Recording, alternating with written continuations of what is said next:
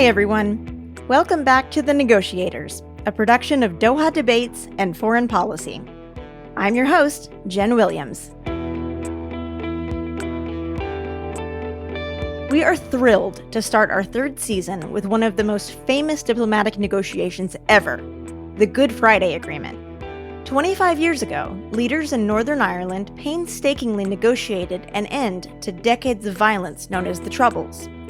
More than 3,500 people were killed in that conflict. Now, a lot has been written and said about this agreement, but for today's show, we're going to hear from one of the key negotiators, Jonathan Powell. Powell was UK Prime Minister Tony Blair's chief negotiator for the Good Friday talks, which began in 1997. He actually had another big job. He was also Blair's newly appointed chief of staff. Now, as you'll hear in the episode, the agreement itself was just the beginning. Negotiating its implementation took another decade. As with all conflicts, the one in Northern Ireland was really complicated, with lots of factions, lots of claims and counterclaims. So I'm just going to simplify here. In this conflict, one side wanted Northern Ireland to continue being part of the UK. They were known as the Unionists. The other side wanted Northern Ireland to break off from the UK and become part of the Republic of Ireland. This group was mainly represented by Sinn Féin. On the Unionist side, the leader was David Trimble. You'll hear his name come up a lot. Sinn Féin was led by Gerry Adams and Martin McGuinness. One other thing about Sinn Féin, their armed wing was known as the IRA, the Irish Republican Army. So that's your cheat sheet, David Trimble on one side and Gerry Adams and Martin McGuinness on the other. As you'll hear in the interview, the main goal of the talks was to get the two sides to agree to some form of power sharing. Okay, I think that's enough background. Powell told his story to our senior producer, Laura Rosbrow-Telem. I became the chief negotiator in Northern Ireland largely by accident. Essentially, it was because I knew the Unionists quite well. I had been at the British Embassy in Washington, and one of my jobs there was to look after the Unionist politicians when they started coming over in the 1990s. They gradually started coming to Washington, trying to see the administration, going up on the Hill. And to be honest, the reception they got on the Hill was not all that friendly from Irish American congressmen. So my job was to go up and try and help defend them. So they came to trust me a bit. And then when we started in government and started the negotiations, my job for Tony was to try and initially to carry the Unionists with us, to go and talk to them and carry them along. And once I started doing that, then I ended up having to do it also with Sinn Féin and the Republicans and other Catholic parties. So it was largely by accident. Normally, the chief of staff in Downing Street, a job I actually created because it didn't exist before, would not have been doing this kind of thing. But because Tony Blair cared so much about Northern Ireland and devoted so much political capital to it, he asked me to take it on. And it was difficult to manage being chief of staff at the same time as doing Northern Ireland negotiations. But it was about Tony Blair's commitment to making peace in Northern Ireland. So Tony Blair set a deadline of 1 year from coming into office from when he wanted to get to an agreement. We were determined to get the IRA back on ceasefire again and then get them into talks very quickly. And the civil servants, the officials, often tried to persuade him to change that. He said it's very dangerous to have a deadline like that. What if the deadline isn't met? What if it collapses? The whole thing will be over. But he was determined and he stuck to it after we'd come to office. I think that probably late 70s British Army realised they could contain the IRA forever, but they weren't going to defeat them militarily. And that is what the academics call a perceived mutually hurting stalemate. I think mid-1980s, Adams and McGuinness, who were past fighting age by that stage, could see this could go on forever, that they were never going to win militarily. They're never going to be defeated, but they're never going to win militarily. That's when they started reaching out to the British government, but first the Irish government, and even before that, John Hume, who deserves great credit for talking to Gerry Adams. So I think that perceived mutually hurting stalemate was the fundamental thing. That's what motivated Adams and McGuinness to try and lead the movement into a peace agreement, which was contrary to their constitution, because the IRA constitution says they should keep their weapons until there's a united Ireland. They didn't do that in the end in this agreement. And there's a remarkable act of leadership by Adams and McGuinness to get them into that position through the agreement. So I think things like power sharing were crucially important for the Catholic population as a whole, and the right thing to do, because you can't just govern a place like that with just one sect, one religion governing the whole thing. Gerry Adams and Martin McGuinness were complicated people. The first time I met them in October 1997, I refused to shake their hands. Tony Blair was more sensible. He did shake their hands, although he then faced a protest for having done so. But the IRA had shot my father during the 1940s and injured him. They'd put my brother, who worked for Mrs. Thatcher, on a death list for 8 years. I didn't feel very warm and cuddly.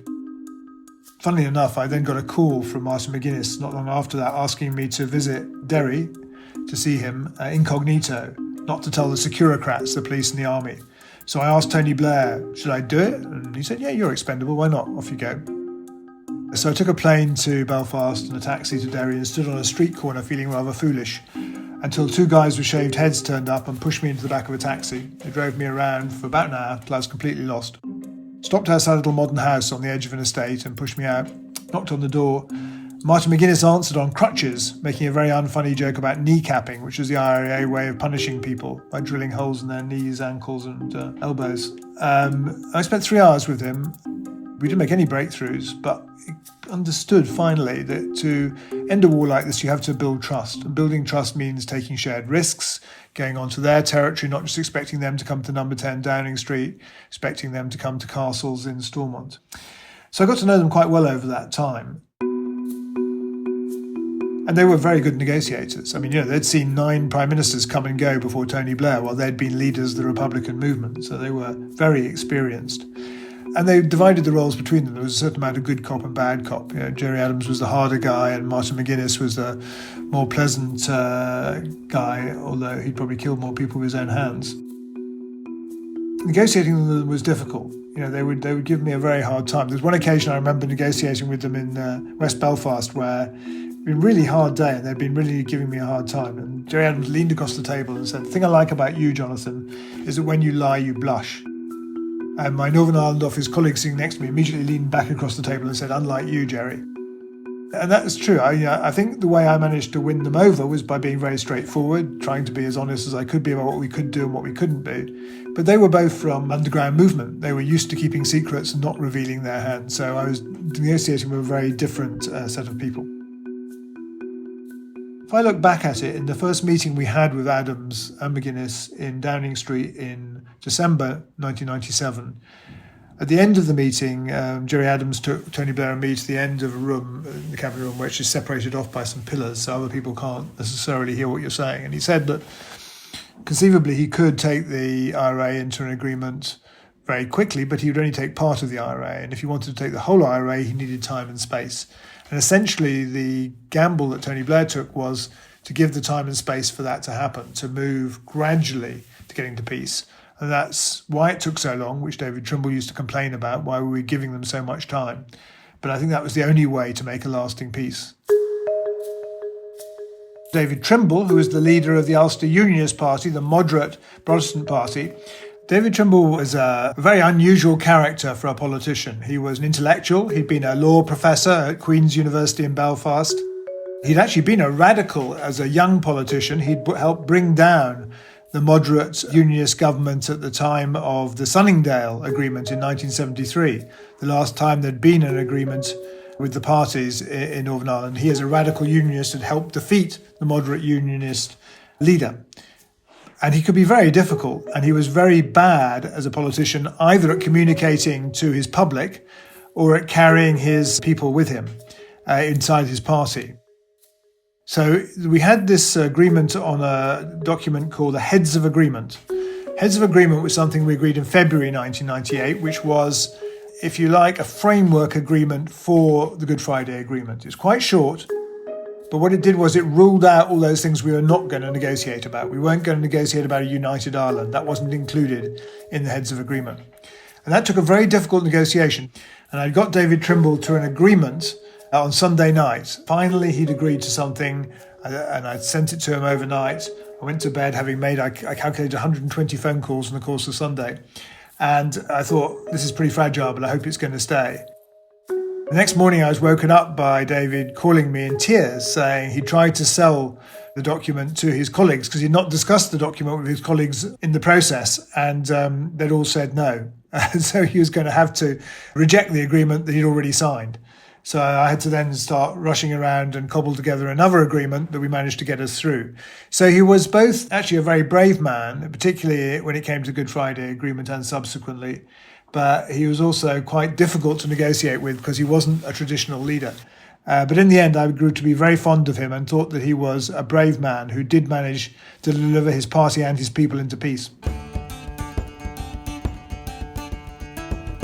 When we got to the eve of the Good Friday Agreement, George Mitchell had presided over the document on the internal issues, the first strand. Not that it had made much progress, but there was something to write down. But the North-South had to be agreed in the end between the two governments. And so George Mitchell was waiting for us to conclude that, and that was going to cover the North-South bodies. And my colleague John Holmes, who had been John Major's Foreign Affairs Private Secretary and stayed with us, was a very good guy. He negotiated with his Irish opposite number the document for this. And the Irish, of course, because they were being asked to give up a lot, they were being asked to give up their constitutional claim on Northern Ireland, amongst other things, needed to show they'd achieved something and wanted to show that they had got a lot of North-South bodies. They got some shared sovereignty, because that's what they really wanted. And what we ended up doing was conceding a lot of those bodies because we knew they didn't have great meaning because they were literally on technocratic things like water management. But what we hadn't thought about, I think, sufficiently was how that would look optically to the Unionists. So when we finally gave that agreement to George Mitchell and he published it, John Taylor, the deputy leader of the Unionist Party, the one who'd lost the leadership to David Trimble, came out and said he wouldn't touch it with a 60-foot barge pole. And so when we went flying over to start the Good Friday negotiations, George Mitchell actually said to Tony Blair, "I don't know why you've come, there's no chance of an agreement."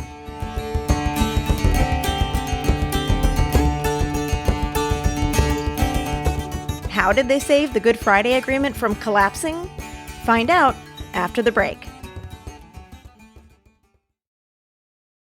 Welcome back to The Negotiators, a partnership between Doha Debates and Foreign Policy. I'm Jen Williams. Before the break, U.S. Senator George Mitchell, who was chairing the talks, thought there was, quote, no chance of getting to an agreement because of one key group. Jonathan Powell, the chief negotiator for UK Prime Minister Tony Blair, picks it up from here.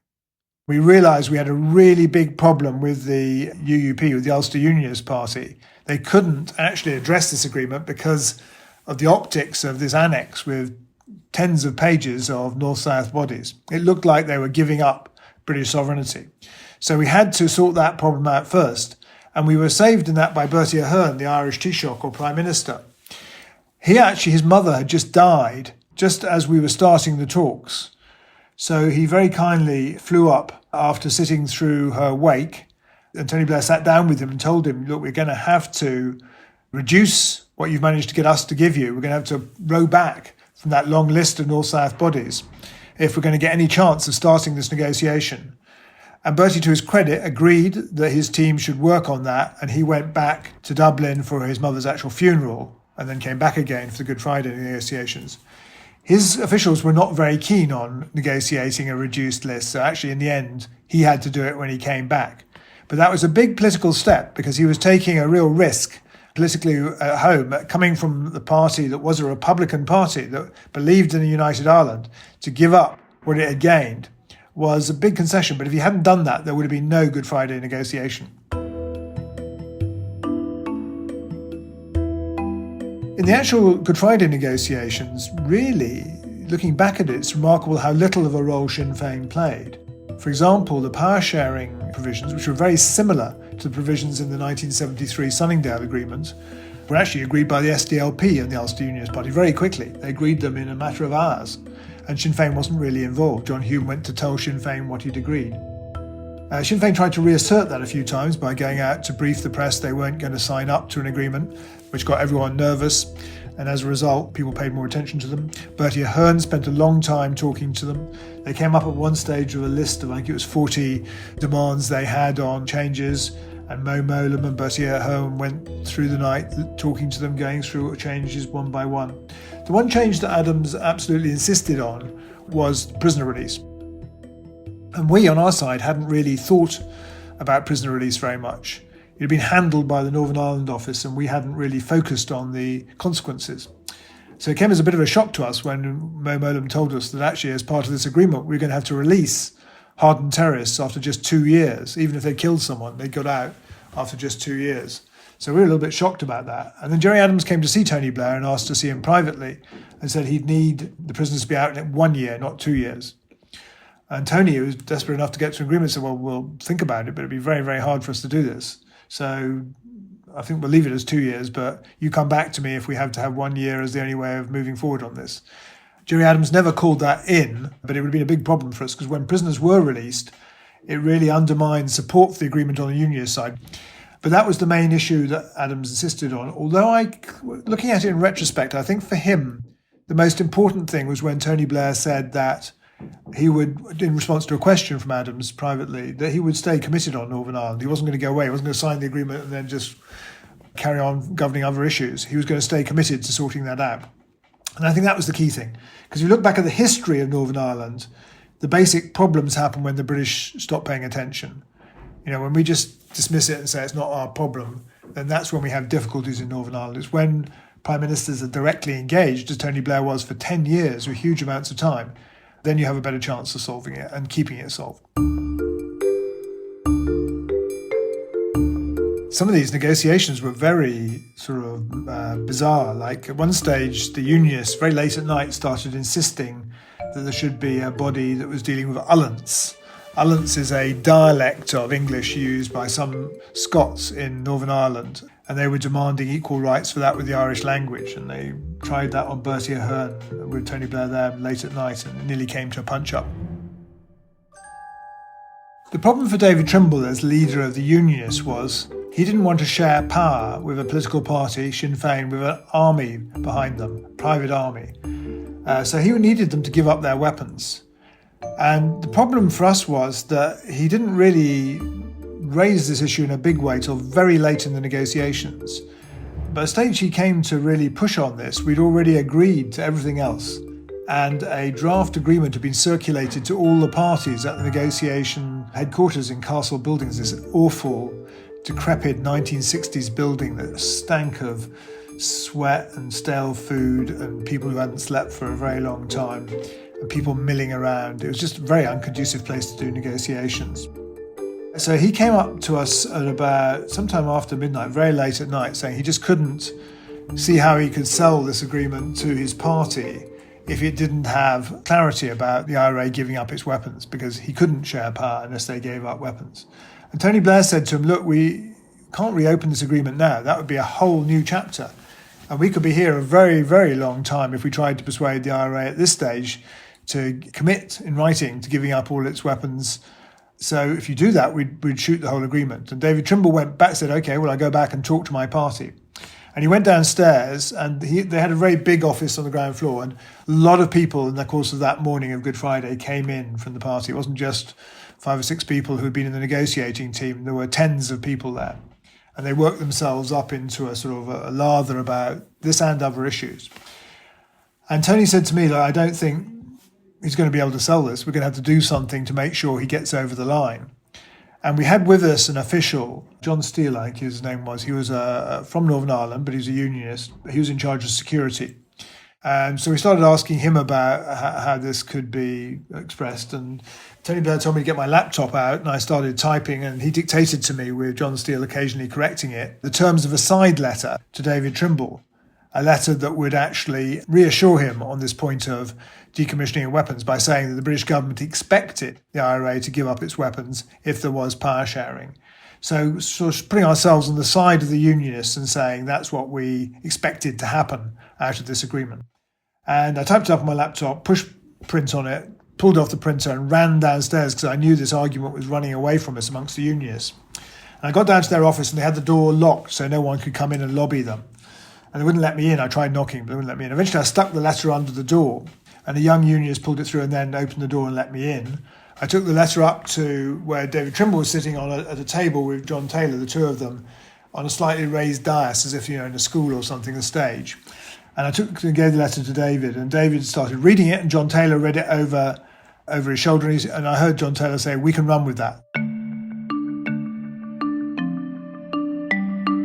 So I left the room immediately, went upstairs, told Tony we had agreement, We immediately summoned the plenary before anyone could change their minds, and just sort of really railroaded everyone into an agreement before they could think too much about it. And actually we also brought it to a conclusion very quickly. No one signed anything. Tony Blair and Bertie Ahern went outside, did a press conference, announced the agreement and left before it could be all unravelled. David Trimble went out and did a press conference a little bit later on the steps. By then it had started to rain. And he had the letter and he read it out at his press conference. And the ink started to run. The only problem was, in my rush, I hadn't saved a copy of this letter. So we didn't have any means of knowing what we'd originally said. And rather shamefacedly, a few months later, the Northern Ireland office had to approach David Trimble to ask to see a copy of the letter so we could reconstruct what we'd actually promised. And had it disintegrated entirely in the rain, no one would ever have known what we promised. And that's the way negotiations work. But that was what got him over the hump. But it didn't solve the problem, because then we had this problem of decommissioning for the years that followed. As soon as Tony Blair and Bertie Ahern had done their press conference, we rushed to the helicopters that were waiting for us just a very short distance away at Stormont Castle to take us back to our planes and back to London. Tony Blair had been very worried about this whole negotiation because he'd been supposed to spend Easter with Prime Minister Aznar of Spain in his official residence in the country in Spain. And his wife and mother-in-law had gone ahead of him, and he was terrified about what his mother-in-law would be saying to Aznar. So he was very keen to get moving. And we came out of the negotiation. We were just about to get on the helicopter. I got a call from Buckingham Palace. The Queen wanted to speak to Tony, so I put on the phone to him so he could say a few words. We took off. We were very sort of full of gallows humour, because we just couldn't believe we'd escaped this nightmare of 3 days and night without sleep. And basically we had some gallows humour about thinking, thank goodness that's over. But if we thought that we'd solved the problem in Northern Ireland, we were sadly mistaken. Much to Powell's surprise, the Good Friday Agreement was only the first of many painful steps. Implementing the agreement, now that was another story. And honestly, I think most of the world isn't fully aware of just how long it took. Powell and Blair, they stuck around for this entire process. So Powell is going to end our episode by describing how the parties did it. The next 9 years, because it took us 9 years to implement the Good Friday Agreement. I thought, what a waste, what a shame, why couldn't we just cut to the chase and get it done?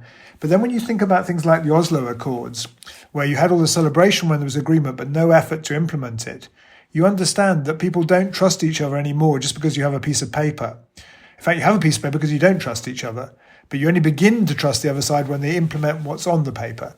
So those 9 years weren't wasted. They were actually negotiations to build confidence between the two sides. They'd really do what they said they were going to do. So it was necessary to go through those steps to get to the assembly up and running under Ian Paisley and Martin McGuinness in a lasting way. And I think whenever I look at another peace agreement that I'm working on, I always think this implementation phase is really the most important. If you don't have that implementation phase, it's never going to work. The unionists didn't want to go into government with people who were backed by a private army because they were afraid that would be used to oppress them. So that was the central issue.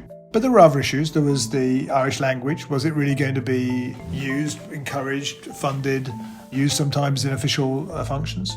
There was the issue of the protection of human rights that Catholics in particular wanted for minority rights. There was the issue of policing, actually perhaps the most difficult issue.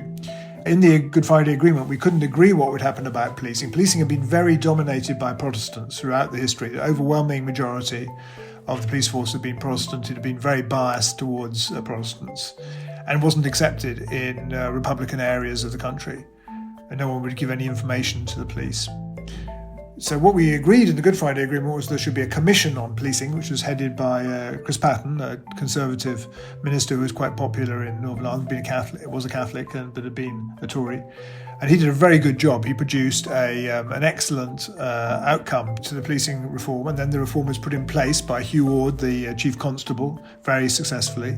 But even then, we hadn't solved the problem, and we had a whole series of negotiations the end of 2006, beginning of 2007, to get Sinn Féin to accept the reform police and participate in the policing bodies governing it. So there are a whole series of bodies, but at the heart of it was this issue of trust, which was symbolised by the issue of weapons and the IRA not being prepared to give up their weapons. The problem that came to haunt us was this ambiguity we had about the weapons. And eventually we had to drive that out of the agreement in order to implement it. And that problem of constructive ambiguity is something that haunts many negotiations. You have constructive ambiguity to get over a hump in a negotiation you couldn't otherwise surmount. But then it comes back to haunt you later. And in our case, it led to support amongst unionists falling to about a third of unionists supporting the agreement by the time we got to 2003. It was phrased sufficiently ambiguously that both sides could project onto it what they wanted. So unionists thought it meant that Republicans would give up their weapons before they came into government. And Republicans thought that it meant that there'd be power sharing and it could be tested before they gave up their weapons. Not unreasonable positions on both sides, but not compatible. So both sides were projecting onto the words, which were ambiguous, what they thought. And so that was the problem with the unionists when they saw the IRA not giving up their weapons, but still expecting to be brought into government. That's why the government kept collapsing, because the unionists would pull out, or the nationalists would refuse to decommission weapons. And we tried again and again different schemes.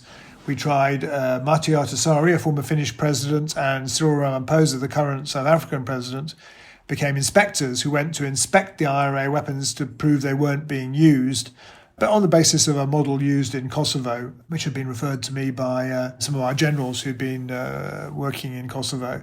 That worked for a little bit, but none of it solved the problem until we got right through to 2005, when in the end, Gerry Adams, the leader of Sinn Féin, appealed to the IRA to give up their weapons, not to the British, not to the Unionists, but to him, as leader. They should give up their weapons so they could make peace.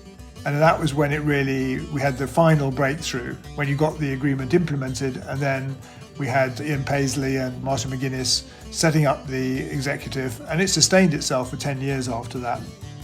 They became known as the Chuckle Brothers because of the way they managed to get on, despite having been two of the people most responsible for the war starting in the first place.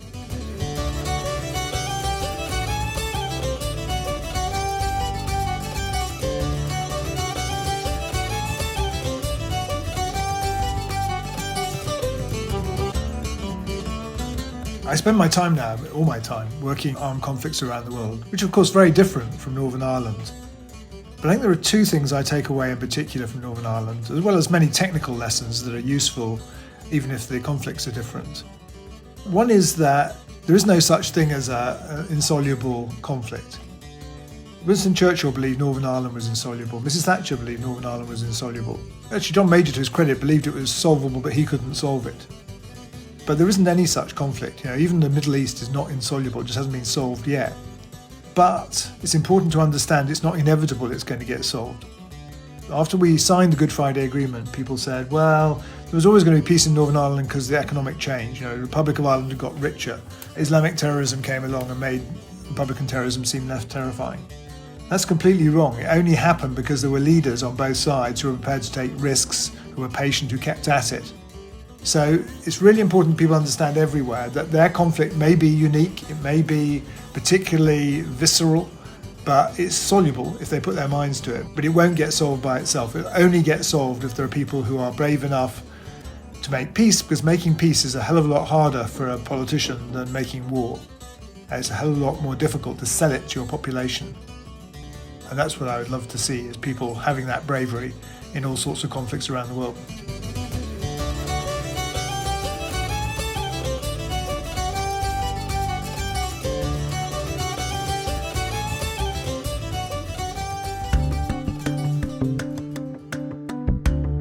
That was Jonathan Powell, UK Prime Minister Tony Blair's chief negotiator for the Good Friday Agreement.